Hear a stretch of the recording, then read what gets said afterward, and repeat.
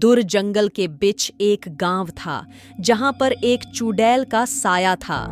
जब जब उस गांव में कोई बच्चा होता तो वह चुड़ैल उसे मारकर खा जाती।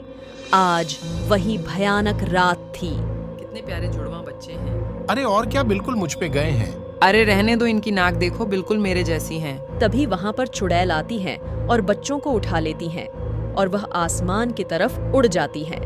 ऐसा कहते ही वह गुफा में चली जाती है। गुफा में और भी बच्चों की हड्डी पड़ी होती है। चुड़ैल पास में रखे रख मटके में उन दोनों बच्चों को डाल देती है और दोनों को बड़े मजे से खाती है। अब ऐसा काफी दिनों तक चलता रहता है।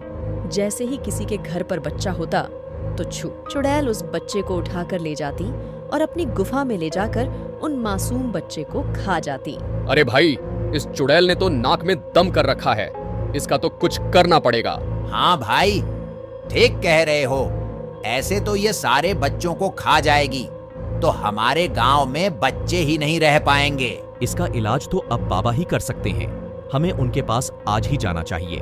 गांव के लोग परेशान होकर एक तांत्रिक के पास जाते हैं और वह आदमी उस तांत्रिक को अपनी गांव की सारी परेशानियां बता देता है और वह चुड़ैल बच्चों को खाकर अपनी शक्तियां बढ़ा रही है।